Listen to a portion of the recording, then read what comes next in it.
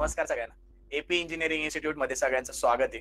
मी अक्षय पाटील तुमच्यासाठी घेऊन आलेलो आहे थेरी ऑफ स्ट्रक्चरचा पूर्ण syllabus according to MPSC mains. जो डिस्क्रिप्टिव्हला आपल्याला सिलेबस दिलेला आहे तो सिलेबस तुमच्यासाठी आपण लाईव्ह फॉर्मॅट मध्ये आपल्या वेबसाईटवर पूर्ण कोर्स तुम्हाला फ्री मध्ये भेटेल. तोच कोर्स तुम्हाला रेकॉर्डेड फॉर्मॅट मध्ये युट्यूबवर सुद्धा आपण अपलोड करतोय. आपल्या युट्यूब चॅनलला तुम्ही व्हिजिट करा, त्याच्यानंतर आपल्या वेबसाईटला व्हिजिट करा. मी तुम्हाला रिकमेंड करेल की आपल्या वेबसाईट वरून लाईव्ह क्लास तुम्ही अटेंड करा, जेणेकरून तुम्हाला लाईव्ह इंटरॅक्शन माझ्याशी साधता येईल, तुम्हाला बोलता येईल, तुमचे डाउट्स लाईव्ह फॉर्मॅट मध्ये क्लिअर होतील. ओके, अतिशय सोप्या वे मध्ये बेसिक टू प्रो लेवल तुम्हाला हा सब्जेक्ट मी कंप्लीट करून देणार आहे. पूर्ण एमपीएससीचा जो थेरी ऑफ स्ट्रक्चरचा सिलेबस आहे तो सगळा सिलेबस तुमचा पूर्ण इथे कंप्लीट केला जाईल. रोज 1 तास माझ्यासोबत तुम्ही लाईव्ह यायचा प्रयत्न करा.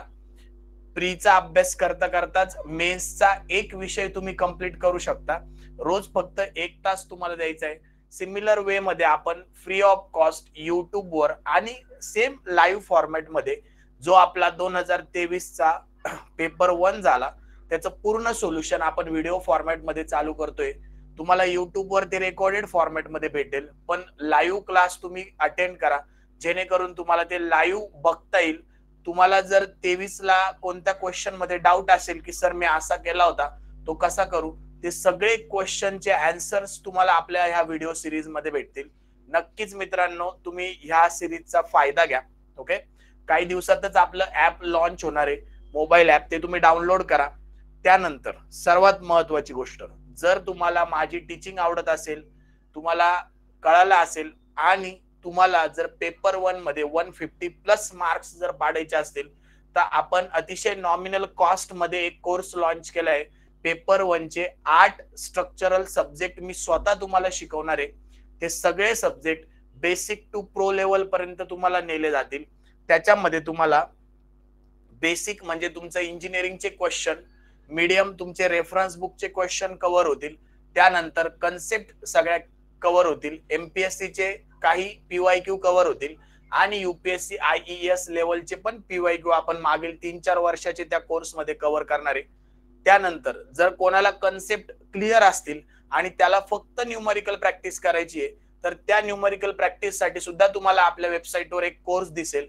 त्या कोर्स मध्ये आपण जवळपास 300 प्लस न्यूमरिकल पूर्ण 8 सब्जेक्टचे सॉल्व्ह करून घेणार आहे. डिटेल मध्ये व्हिडिओ सोल्युशन असणार आहे. नक्कीच मित्रांनो तुम्हाला जर प्रॅक्टिस करायची असेल आणि तुम्ही जर फक्त न्यूमरिकल प्रॅक्टिस साठी कोर्स घेतला आणि तुमच्या कन्सेप्ट क्लिअर आहे तर नक्कीच तुम्हाला रोज फक्त 2 ते 3 तास जरी दिले तुम्ही प्रिलिम्स झाल्यानंतर, तो आपला कोर्स जर तुम्ही घेतला तर नक्कीच तुम्हाला फायदा होईल. आणि 100% सांगतो, आपल्या कोर्स मधून ज्यांनी पण तो कंप्लीट केलाय, प्रॅक्टिस केली आहे, जसं मी सांगेल त्या हिशोबाने तुम्ही प्रॅक्टिस करा, नक्कीच तुमचं लिस्ट मध्ये नाव येणार म्हणजे येणार. आणि हे मी नाही सांगत, हे तुम्ही मला सांगणार जेव्हा लिस्ट आल्यावर. ओके, ठीक आहे. आता विदाउट वेस्टिंग टाइम, याच्या मागचं जर तुम्ही लेक्चर बघितलं नसेल थेरी ऑफ स्ट्रक्चरच्या सिरीज मधलं, आपण पहिले इंट्रोडक्शन घेतलं, त्याच्यानंतर आपण फिक्स अँड मुवमेंट स्टँडर्ड केसेसनी कशा काढायच्या ते बघितलं. तुम्हाला स्टँडर्ड केसेस मी सांगितल्या, ज्या मोस्ट इम्पॉर्टंट स्टँडर्ड केसेस आहेत त्या आपण घेतल्या. त्यानंतर स्टँडर्ड केसेसवर 2 न्यूमरिकल आपण घेतले, 2 ते 3 न्यूमरिकल, अतिशय बेसिक होते.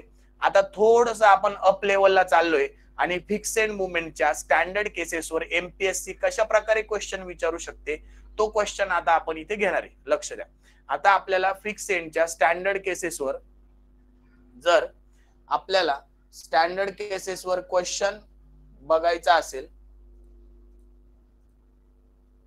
स्टँडर्ड केसेसवर आपल्याला क्वेश्चन जर बघायचा असेल की अजून स्टँडर्ड जे फॉर्म्युले त्याच्यावर एमपीएससी कसा क्वेश्चन विचारू शकते, तर आता आपण थोडीशी लेवल अप घेणार आहे.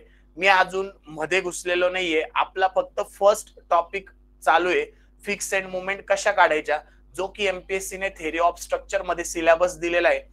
तुम्हाला जर ह्या थेरी ऑफ स्ट्रक्चरच्या कंप्लीट नोट्स पाहिजे असतील तर आपल्या टेलिग्राम चॅनलला व्हिजिट करा. डिस्क्रिप्शन बॉक्स मध्ये टेलिग्राम चॅनलची लिंक दिली आहे, तिथे तुम्हाला नोट्स भेटतील. तिथे तुम्हाला सापडलं नाही तर आपली वेबसाईट आहे, आपली वेबसाईट काय आहे, apeengineering.graphy.com. ह्या वेबसाईटला तुम्ही व्हिजिट करा. त्या वेबसाईट वरून फ्री मटेरियल एमपीएससी मेन्सचं कसं डाउनलोड करायचं याचा व्हिडिओ ऑलरेडी मी एमपीएससी मेन्स डिस्क्रिप्टिव्ह व्हिडिओ सोल्युशनच्या प्लेलिस्ट मध्ये टाकलेला आहे. तो आपल्या चॅनलवर, युट्यूब चॅनलवर तुम्ही बघू शकता आणि त्याला फॉलो करून तुम्ही फ्री मटेरियल, मग ते ह्या टॉस सब्जेक्टच्या नोट्स असो, अतिशय डिसिप्लिन वे मध्ये हँड रिटन प्लस टायपिंग केलेले क्वेश्चन्स, अशा सगळ्या कॉम्बिनेशन मध्ये तुम्हाला टॉपिक वरती क्वेश्चन, परत टॉपिक वरती क्वेश्चन, असा कम्प्लीट टॉसच्या नोट्स आपल्या वेबसाईटवर अवेलेबल आहे. नक्कीच फ्री कोर्सला एनरोल करा थेरी ऑफ स्ट्रक्चरच्या, त्याच्यामध्ये तुम्हाला त्या नोट्स मिळून जातील. आता आपण क्वेश्चन कडे वळू. आपल्याला क्वेश्चन काय विचारलं जाईल, स्टँडर्ड केसेसवर थोडासा अप लेवलचा क्वेश्चन. आपल्याला क्वेश्चन विचारतील की analyze the fixed beam as shown in figure. Okay, आणि आपल्याला फिगर दिलेली असेल. थोडीशी लेवल अप करतोय मी, आपल्याला अनालाइज करायला लावलेला आहे. त्यांनी आपल्याला फिगर दिलेली आहे. हा 10 किलो न्यूटन पर मीटरचा लोड आहे. इथे तुम्हाला एक पॉइंट लोड दिलाय सेंटरचा, त्याची इंटेन्सिटी 20 किलो न्यूटन आहे. टोटल स्पॅन आपला 8 मीटर आहे. सेंटरला पॉइंट लोड असल्यामुळे सेंटर पर्यंतचं डिस्टन्स 4 मीटर आणि 4 मीटर आहे. हा सपोर्ट आपला ए, हा सपोर्ट आपला बी आहे. आपल्याला हा क्वेश्चन दिलेला आहे आणि क्वेश्चन मध्ये त्यांनी आपल्याला फक्त काय सांगितलंय, बीमला अनालाइज करा. काय सांगितलंय, फक्त अनालाइज करा. मग असाच सेम क्वेश्चन आपल्याला एमपीएससी ने 2023 ला विचारला होता, पण तो कंटिन्युअस बीमचा होता.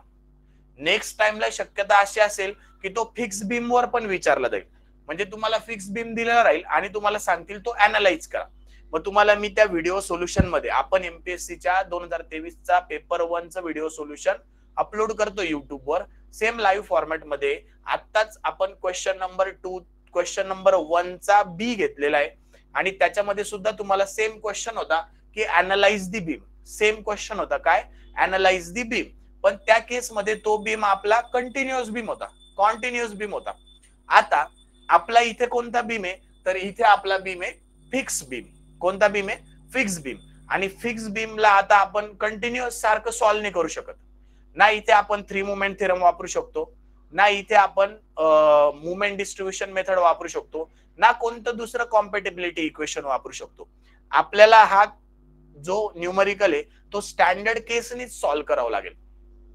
आणि मित्रांनो, जर तुम्हाला अनालिसिस करायचं असेल तर मी आधीच सांगितलंय की अनालाइजचा अर्थ असतो सगळे फोर्सेस फाइंड आउट करणं, त्याची shear force diagram find out करणं टॉस मध्ये, आणि त्याची bending moment diagram find out करणं. ओके, म्हणजे अनालाइज करणं तुम्हाला कळालं का.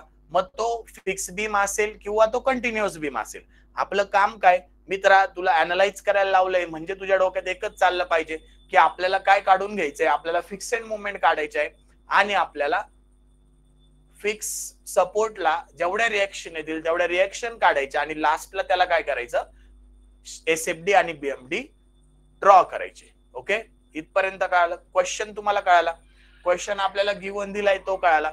आता त्यानंतर आपण काय करू, 1 बाय 1 स्टेप वाईज सॉल्व्ह करू. बघा, आता सर्वात पहिले फिक्स बीम आहे, स्टँडर्ड केसचा प्रॉब्लेम आहे. तर स्टँडर्ड केस मध्ये आपल्याला दिसतंय की आपल्याला युडीएल पण दिलेली आहे आणि पॉइंट लोड पण दिलाय. मग सर्वात पहिली स्टेप माझी काय असणार आहे, फाइंड फिक्स एंड मुवमेंट. आता फिक्स एंड मुवमेंट मी स्टँडर्ड फॉर्म्युल्यानी काढू शकतो. MFAB इज इक्वल टू काय, लक्ष द्या. आता MFAB म्हणजे हा इकडून अँटी क्लॉकवाईज असणार, MFBA म्हणजे हा इकडून क्लॉकवाईज असणार. आता हे अँटी क्लॉकवाईजच का असतं, क्लॉकवाईजच का असतं, याचं एक्सप्लेनेशन मी आपल्या याच्या अगोदरच्या लेक्चर मध्ये दिलंय, ते तुम्ही बघा. आता इथे अँटी क्लॉकवाईज आहे म्हणे मायनस, आणि पहिला लोडिंग माझा युडीएल आहे, तर युडीएल ची फिक्सेड मुवमेंट काय असते, बोला एमपीएससी वाले 2023 वाले बोला पटकन, काय असते, WL²/12. आणि परत एकदा सेंट्रलला पॉइंट लोड असेल तर WL/8. मग आता सगळं तुमच्याकडे आहे, तुम्ही MFAB काढू शकता. आणि लक्षात ठेवा, इथं कीर्तनासारखं लेक्चर ऐकायचं नाही. जर व्हिडिओ लावलाय, व्हिडिओ बघताय तर कॅल्क्युलेटर हातात घ्यायचं, माझ्या सोबत कॅल्क्युलेशन करायचे, मी सुद्धा तुमच्या सोबतच कॅल्क्युलेशन करणार आहे. ओके, चला मग आता कॅल्क्युलेट करा. व्हॅल्यू टाका आधी. मायनस डब्ल्यू काय यूडीएलचा डब्ल्यू काय 10, टोटल लेंथ किती आहे 8, त्याचा स्क्वेअर डिवायडेड बाय 12. परत पॉइंट लोडचा डब्ल्यू किती आहे 20, लेंथ किती आहे 8 डिवायडेड बाय 8. सांगा एम एफ ए बी ची व्हॅल्यू किती आली? एम एफ ए बी ची व्हॅल्यू किती आली? करा कॅल्क्युलेट कॅल्सीवर. नुसते बसू नका मित्रांनो, कॅल्सी हाताळता आलं पाहिजे, नाही तर अवघड होऊन जातं पेपरला.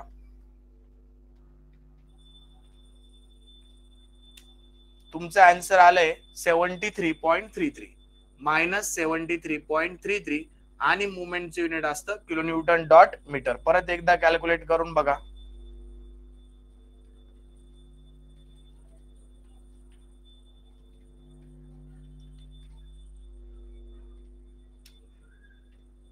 -70.33 -73.33. तुमचा आन्सर किती आलाय? -73.33 किलोन्यूटन डॉट मीटर. आता एम एफ बी ए तुम्हाला काढायचंय. एम एफ बी ए काय येणार?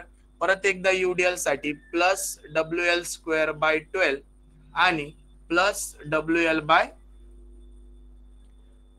बाय 8. ठीक आहे, मग आता काय येईल सांगा? प्लस डब्ल्यू ची व्हॅल्यू किती इकडे 10 इंटू लेंथ किती आहे 8, त्याचा स्क्वेअर डिवायडेड बाय 12. परत एकदा 20 इंटू 8 डिवायडेड बाय 8. मग तुमचा आन्सर किती आलं सांगा? एम एफ बी ए. सगळ्या व्हॅल्यू सेम आहे, फक्त तुमचं चेंज काय होतंय? साइन चेंज होतंय. म्हणजे इकडे काय येणार? Plus 73.33 kilo Newton, plus 73.33 kilo Newton. हा आला तुमचा एम एफ बी ए. हा काय आला तुमचा? एम एफ बी ए. आता एम एफ बी ए आल्यानंतर आपली नेक्स्ट स्टेप काय असणार आहे? आपल्याला आता रिएक्शन्स फाइंड आउट करायचे. आपल्या मुवमेंट झाल्या, आता आपण रिएक्शन्स फाइंड आउट करू. इथे मुवमेंट काय येईल? M F A B, M F A B. मग सेकंड स्टेप आपली काय असणार आहे? Find reactions. ओके, मग आता रिएक्शन्स तुम्हाला इथे कोणत्या कोणत्या दिसत आहे बघा. रिएक्शन्स कोणत्या कोणत्या दिसत आहे? इथे ह्या साइडला एक तुमची येणार आर ए, इकडे तुमची येणार आर बी. ओके, मग आता रिएक्शन्स आपण कशा फाइंड आउट करतो? सगळ्यांना माहिती आहे, लहानपणी आपण केलेले आहे. लहानपणी याचा अर्थ फर्स्ट इयर इंजिनिअरिंग किंवा first year diploma, second year engineering किंवा सेकंड इयर डिप्लोमा, आपण रिएक्शन्स कसे फाइंड आउट करतो? तर with the help of equilibrium equations. मग इथं लिहायचं तर लिहू शकता तुम्ही बाय युजिंग इक्विलिब्रियम इक्वेशन्स. मग इक्विलिब्रियम इक्वेशन्स काय काय? आता सर्वात पहिले सगळे व्हर्टिकल लोड आहे म्हणून summation of F Y is equal to 0. मग आर ए वरती चाललाय म्हणजे R A plus R B is equal to minus नाही येणार आता, इज इक्वल टू त्या साईडला तर ते प्लस होतील 20 प्लस 10 इंटू 8 म्हणजे R A plus R B is equal to 100 kilo newton. हे तुमचं फर्स्ट इक्वेशन आलं. फर्स्ट इक्विलिब्रियम कंडिशन आपण यूज केल्यानंतर. त्याच्यानंतर सेकंड इक्विलिब्रियम कंडिशन काय? Summation of movement. आता तुम्ही एक तर ए पॉइंटला मुवमेंट घ्या, एक तर बी पॉइंटला मुवमेंट घ्या. मग मला आवडतो ए, मग मी ए पॉइंटला मुवमेंट घेतली. तुमची मर्जी आहे, तुम्ही कोणत्याही पॉइंटला मुवमेंट घ्या. आणि मुवमेंट घेत असताना तुम्हाला सांगितलंय मी एक रूल सेट करायचा आहे. रूल काय? तुमचं प्लेग्राऊंड आहे, लेफ्ट साइडला बघत असताना अँटी क्लॉकवाईज मी निगेटिव्ह घेणार, क्लॉकवाईज मी पॉझिटिव्ह घेणार. मग जेव्हा केव्हा राईट साइडला बघायची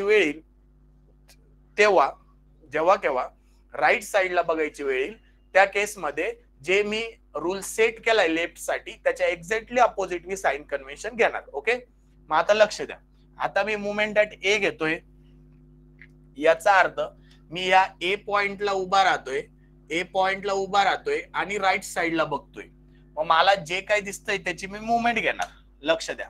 आता हा एम एफ ए बी माझ्या मागून माझ्या समोर येतोय, म्हणजे एम एफ ए बी माझा राईट साइडला बघत असताना कसा चाललाय? अँटी क्लॉकवाईज, म्हणजे मी त्याला प्लस घेणार.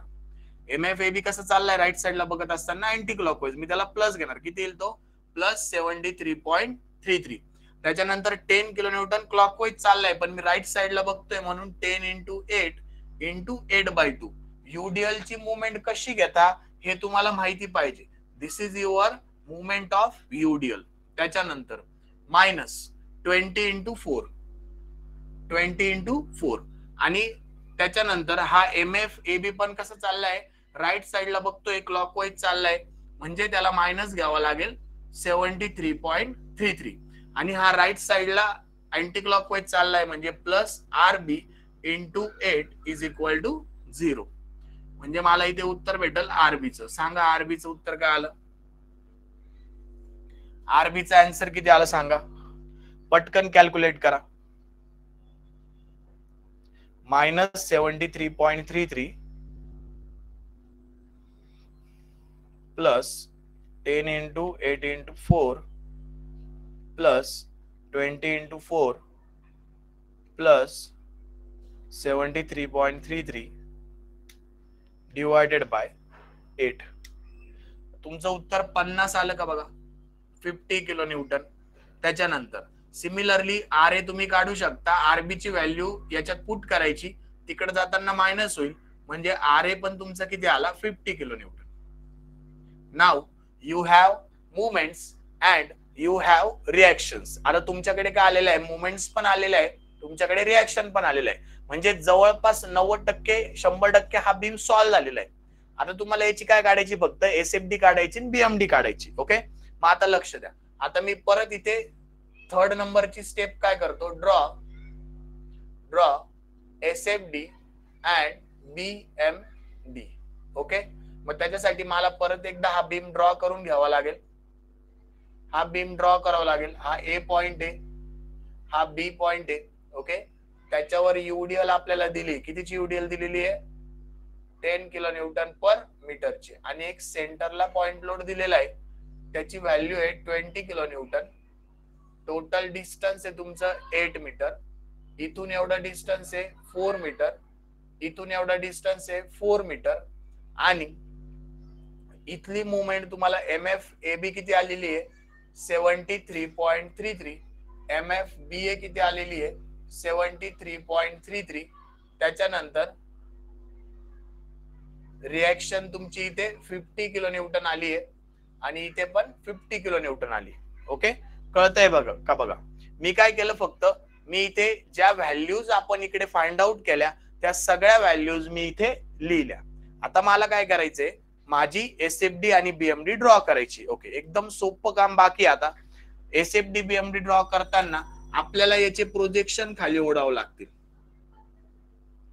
जिथं जिथं माझा लोडिंग चेंज होतोय तिथले तिथले प्रोजेक्शन मला खाली ओढावं लागतील. ओके, प्रोजेक्शन ओढल्यानंतर आता मी काय करेल, एक 0-0 वाली लाईन ड्रॉ करेल. काय करेल, एक 0-0 वाली लाईन ड्रॉ करेल, म्हणजे तिथून मला एसएफडी जर पॉझिटिव्ह आली तर तिथून एसएफडी माझी वरती जाईल, आणि तिथं जर निगेटिव्ह आली तर खाली जाईल. आता एसएफडी काढताना एकदम सोपं लक्षात ठेवायचं, वरती जाणारी पॉझिटिव्ह म्हणजे आपली जर फोर्स वरती ढकला असेल, बघा लक्ष द्या, समजा ही तुमची 0-0 वाली लाईन आहे, आणि जर हा फोर्स तुम्हाला वरती ढकलत असेल तर तुमची डायग्राम पण वरती जाईल.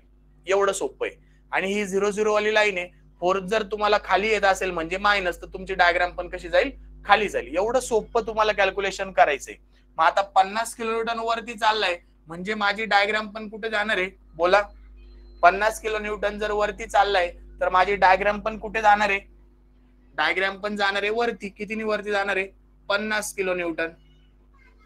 ओके, आता कॅल्सी मध्ये आपल्याला +50 टाकायचं. बघा एसएफडी करताना एक गोष्ट लक्षात ठेवायची, कधीच कॅल्सीला 0 करायचं नाही.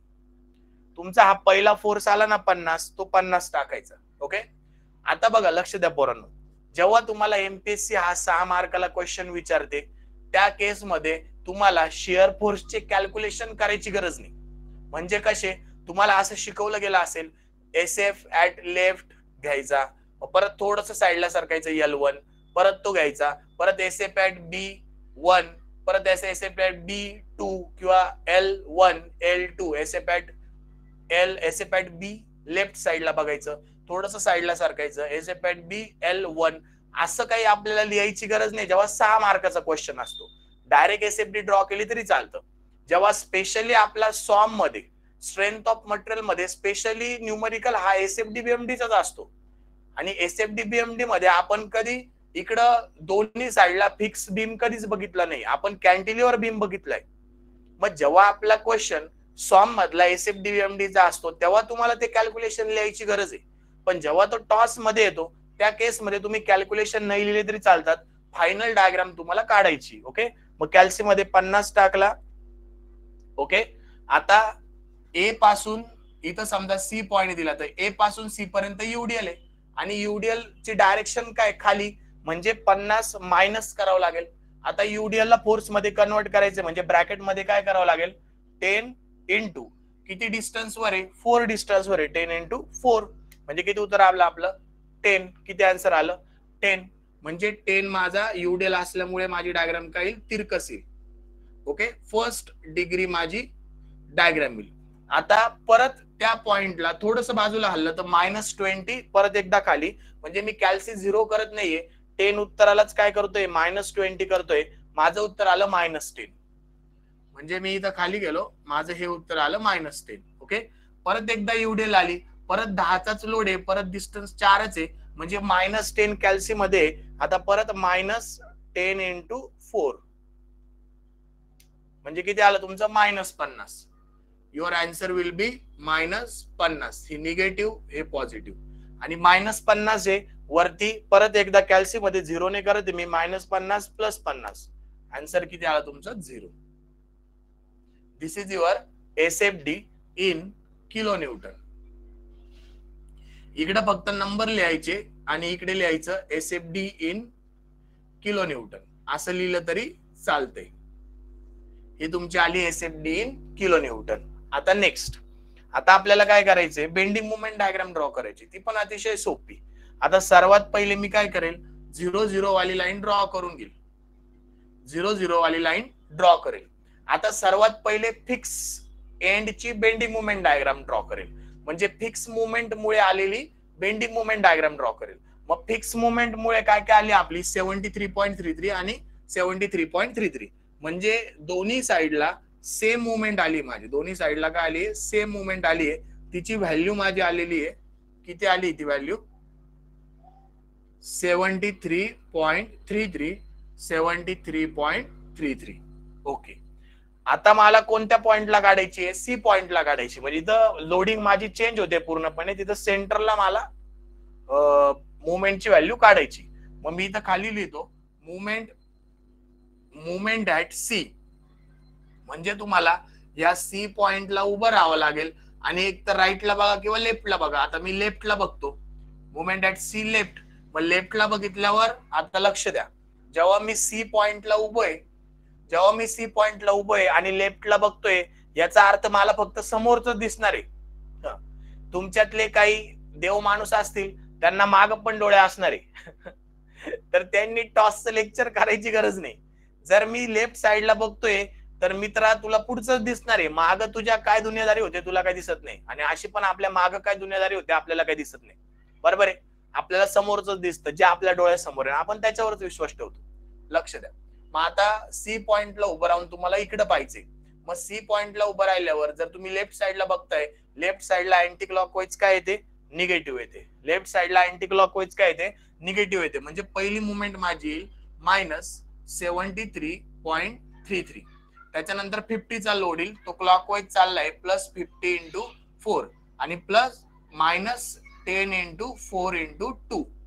ओके, यूडीएल ची मुवमेंट आपण काय करतो, यूडीएल ची मुवमेंट कशी घ्यायची हे मी ह्या सिरीजच्या पहिल्या लेक्चर मध्ये तुम्हाला समजून सांगितलं होतं, तर ते तुम्ही बघा जर बघितलं नसेल तर. ओके, हे बरोबर आलंय का एकदा चेक करा. मी इथं उभोय, मी एक्झॅक्ट 20 किलो न्यूटन वर उभोय, म्हणजे मी ज्या पॉइंटला उभोय त्या पॉइंट मधून जाणारे येणारे सगळे फोर्स 0. ओके, म्हणजे मग मी 20च्या पॉइंट लोडला उभोय, म्हणजे तो 20 0 झाला. मी लेफ्ट साइडला बघतोय, लेफ्ट साइडला अँटी क्लॉकवाईज निगेटिव्ह आहे 73.33 +50 इंटू 4, तो क्लॉकवाईज चालला होता, आणि 10 इंटू 4 इंटू 2 तो अँटी क्लॉकवाईजची यूडीएल आहे. म्हणजे तुमचा movement at C left side काय आलं चेक करा, -73.33 plus 50 into 4 minus 10 into 4 into 2. Your answer will be 46.67 kilonewton dot meter. Check करा.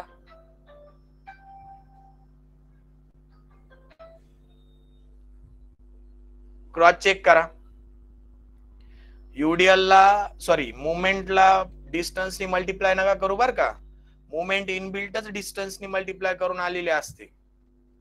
फक्त फोर्सलाच डिस्टन्सनी मल्टिप्लाय करायचे आपल्याला मुवमेंट घेताना, तेवढं लक्षात ठेवा. Your answer will be 46.67. म्हणजे आता माझी सी पॉइंटची व्हॅल्यू किती आली? 46.67. म्हणजे ती 73 च्या खाली आली. म्हणजे पॅराबोलानी मला इथं जोडता येईल, कारण की माझी UDL आहे. पॅराबोलानी मला जोडता येईल. इथली व्हॅल्यू किती आहे? 46.67. ओके. आणि मी इथे लिहू शकतो BMD in kilonewton dot metre. BMD in kilonewton dot metre. BMD in kilonewton dot metre. कळतंय का मला सांगा?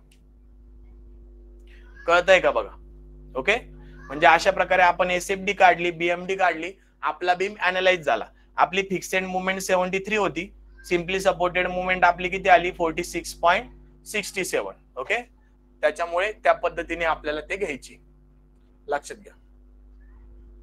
कळतंय? कळतंय का मला सांगा? कळालं का हे? सिमिलरली तुम्ही ह्या साइडला बघितलं असतं तरी पण तुम्हाला सेमच मुवमेंट भेटले असते. 46.67. ओके. ठीक आहे. ओके. आता कोणी कोणी काय करतं की ही मुवमेंट काढताना ही जी मुवमेंट आहे ही ती सिम्पली सपोर्टेड वाली जी मुवमेंट आलेली असते ना आपली सिम्पली सपोर्टेड बीमची काय मुवमेंट असते? आता UDL असल्यामुळे काय येईल? WL²/8 आणि याची काय येईल? WL/4. या दोघांची कंबाईन करून कोणी ती पण व्हॅल्यू घेऊन घेतं. म्हणजे ते डिपेंड आहे. तुम्ही एक ऍक्च्युअल फिक्सेड मुवमेंट पण त्याच्यात कन्सिडर करा आणि तुम्ही मग ती मुवमेंट काढा, किंवा तुम्ही फक्त सिम्पली सपोर्टेड कन्सिडर करा, तशीही काढा. म्हणजे फक्त जर आपण सिम्पली सपोर्टेड कन्सिडर केलं याला, म्हणजे फिक्सेड मुवमेंट आपण ऑलरेडी काढलेली आहे आणि नंतर फक्त सिम्पली सपोर्टेडच्या टाइप मध्ये मुवमेंट काढली, तर त्याचा आन्सर किती येतं ते चेक करा. बघा आता 10 च्या UDL ची किती येईल? WL²/8 म्हणजे 10 into 8 चा square divided by 8 plus central point लोडची किती येईल? WL/4 20 into 8 divided by 4. म्हणजे ती मुवमेंट तुमची 120 आली. म्हणजे सिम्पली सपोर्टेड BMD तुमची 120 आली. मग ती तुम्ही अशी 120 सुद्धा काढू शकता इथं. 120 किलोन्यूटन पर मीटर. आता तुमची मर्जी आहे. ही फिक्सेड, ही ब्लॅक वाली फिक्सेड आणि ही ब्ल्यू वाली सिम्पली सपोर्टेड एंड, याला सुपर इम्पोज BMD म्हणतात.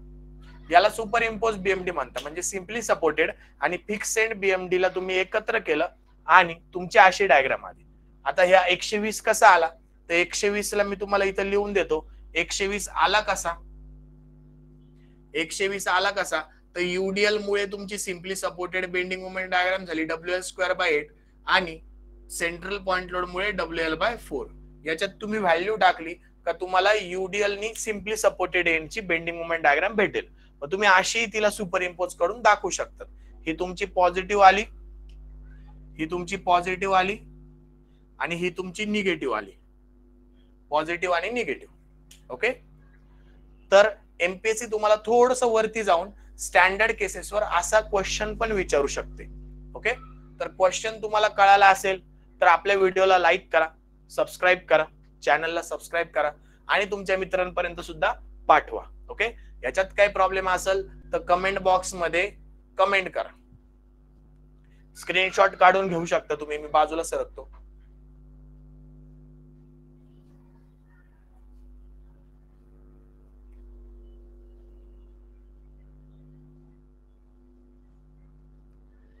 ओके.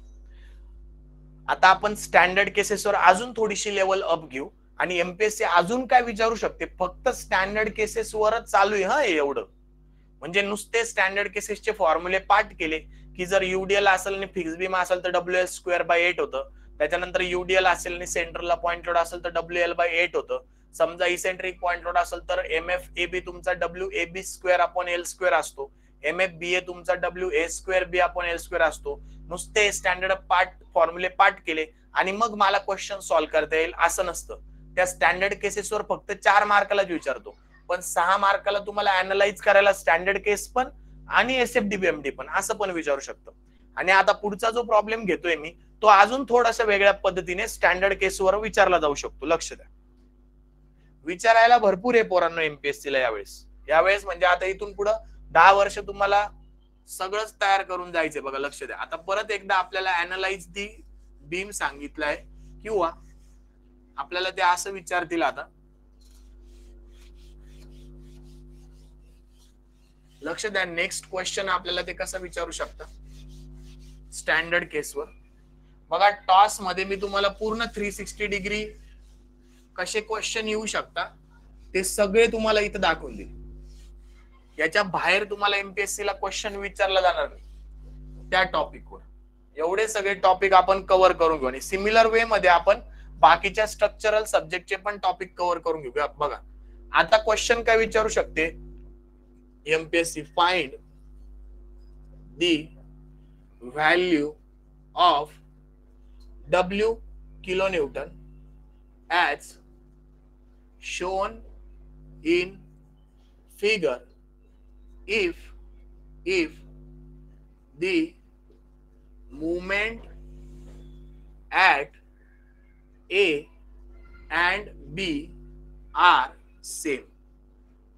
आता लक्ष द्या, क्वेश्चन कसा विचारलाय लक्ष द्या. आपल्याला असा बीम दिलेला आहे, त्या बीम मध्ये आपल्याला एक पॉइंट लोड असा दिलेला आहे 20 किलो न्यूटनचा, दुसरा पॉइंट लोड आपल्याला समजा असा दिलाय W किलो न्यूटनचा. त्यांनी इथून एवढं डिस्टन्स आपल्याला दिलंय 2 मीटर, इथून एवढं डिस्टन्स आपल्याला दिलंय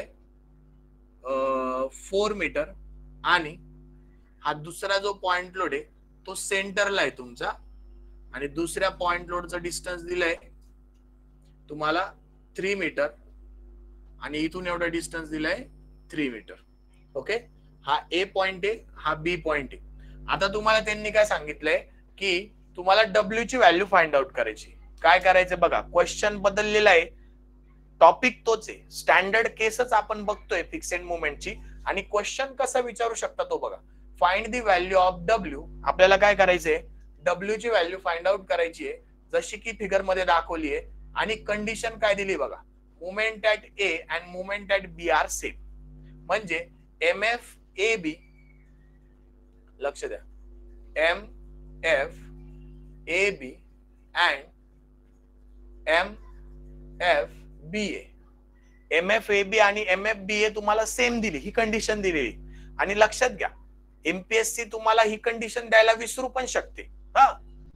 असं नाही की ते प्रत्येकच गोष्ट लक्षात ठेवशील. तर तुम्हाला जर असा क्वेश्चन आला ना आणि तुम्ही म्हणणार सर काय MPSC काय विसरणार, काय बी काय सांगतात. मित्रा तू आता 23चा पेपर बघ, त्याच्यामध्ये कुठेतरी तुला मिस्टेक दिसणारच आहे, होऊ शकते मिस्टेक. जसं आपल्याला अल्फा एक्स आणि अल्फा वाय ची व्हॅल्यू दिली नव्हती 2A स्लॅब मध्ये आणि सिम्पली सपोर्टेड स्लॅब दिलेला होता आणि corners are free to lift दिलेले होते. त्या केस मध्ये आपल्याला IS 456 मध्ये annex H किंवा annex D मध्ये तुम्हाला तो टेबल दिलेला आहे.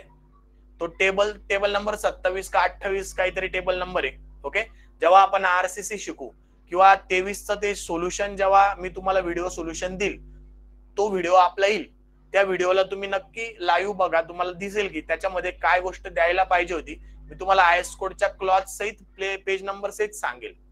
आणि मित्रा जरी आपण सिव्हिल इंजिनियर आहे, IS कोड आपण पाठ करत बसत नाही, ते काही गोष्टी द्यावाच लागतात. पण ठीक आहे, MPSC कडून राहून गेल्या.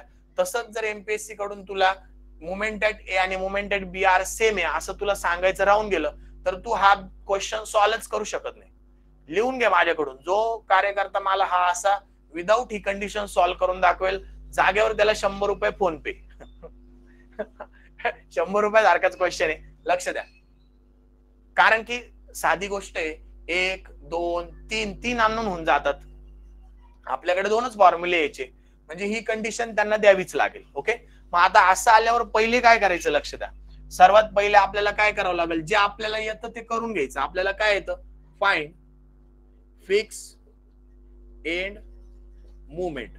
स्टँडर्ड केस यूज करून फिक्स एंड मुवमेंट काढून घ्यायच्या. मग MFAB काय येईल बघा. सर्वात पहिले मी असं करतो, जेव्हा माझ्याकडे कॉम्बिनेशन ऑफ लोड येते ना तेव्हा मी एक लोड साठी काढतो. पहिले हा लोड झाकून घेतो, फक्त हा लोड आहे, हा लोड झाकलेला आहे, तर हा 20 किलोन्यूटनचा लोड मला कसा दिसतोय, इसेंट्रिक दिसतोय. मग याच्यासाठी MFAB चा फॉर्म्युला काय येईल, -WAB² कळतंय का बघा.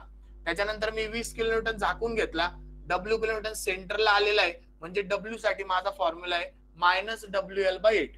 कळालं का बघा, कळतंय का बघा.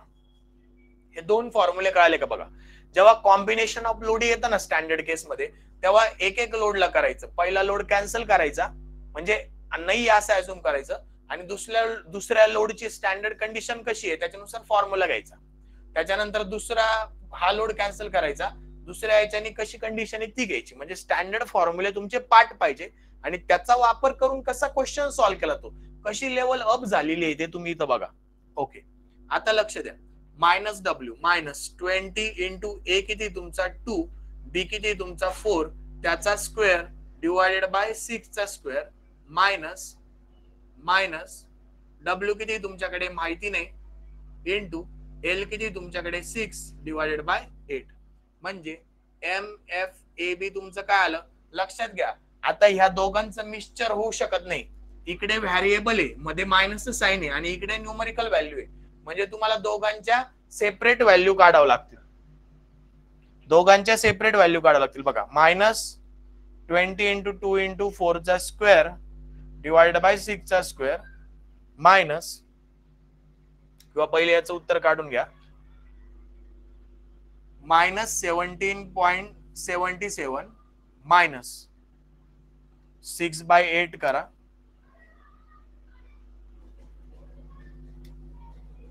3/4 आलं, म्हणजे -0.75W. हे माझं इक्वेशन आलं 1. MFAB चं इक्वेशन आलं 1. ओके, कळतंय का बघा. आता नेक्स्ट मला काय करायचंय, सेकंड याच्यात MFBA काढायचंय. मग MFBA साठी परत एकदा हा लोड कॅन्सल करायचा. इसेंट्रिक लोड साठी फॉर्म्युला काय आहे, +WA²B/L², आणि परत एकदा W चा फॉर्म्युला काय आहे, +WL/8. मग आता व्हॅल्यू पुट करा, +20 इंटू 2 चा स्क्वेअर इंटू 4 डिवायडेड बाय 6 चा square, plus W into 6 divided by 8. Okay, आता आन्सर काढा. काय येतं पहिल्याचं, 20 इंटू 2 चा स्क्वेअर इंटू 4 डिवायडेड बाय 6 चा square. Your answer will be 8.88 plus 8.88 plus, आणि 6/8 चं तेच येणार आहे तुमचं 0.75W. परत एकदा पहिला आन्सर चेक करून बघा. 20 इंटू 2 चा स्क्वेअर इंटू 4 डिवायडेड बाय 6 चा स्क्वेअर, 8.88, आणि इकडं 20 इंटू 2 इंटू 4 चा स्क्वेअर डिवायडेड बाय 6 चा स्क्वेअर, 17.77. म्हणजे इकडं आलं MFBA.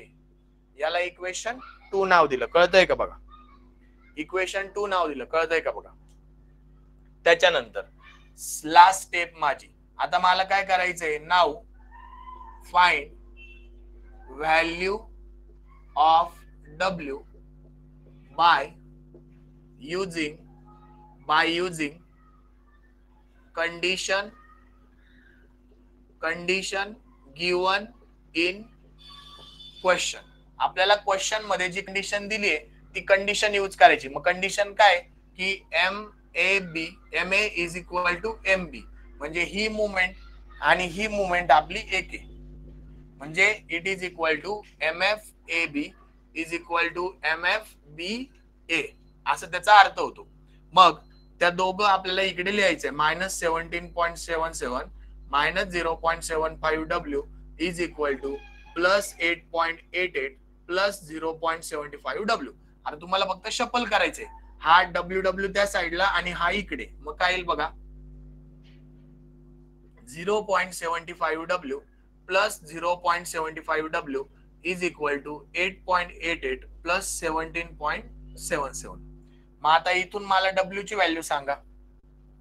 डब्ल्यू ची व्हॅल्यू सांगा. 0.75 प्लस 0.75 किती आन्सर येतं? 1.5. 1.5 डब्ल्यू इज इक्वल टू, यांची ऍडिशन करा, 8.88 प्लस 17.77. तुम्ही पण कॅल्सीवर करा, मी पण करतो.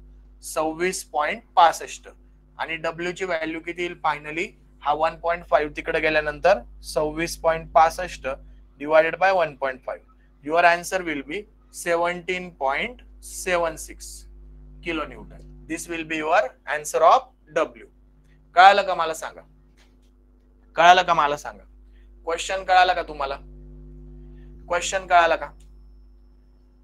तर अशा प्रकारे सुद्धा तुमच्या स्टँडर्ड केसेसवर तुम्हाला क्वेश्चन विचारले जाऊ शकतात.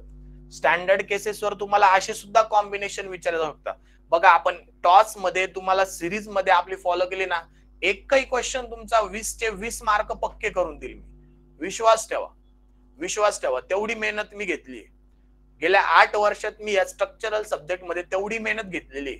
मला आता मेहनत घ्यायची गरज नाही. आता फक्त तुमच्यासाठी सगळं तुमच्या समोर आणायचंय आणि जे काही तुम्हाला दिसतंय ते तुमच्या समोर आहे. कळालं असेल? क्वेश्चन कळाला असेल?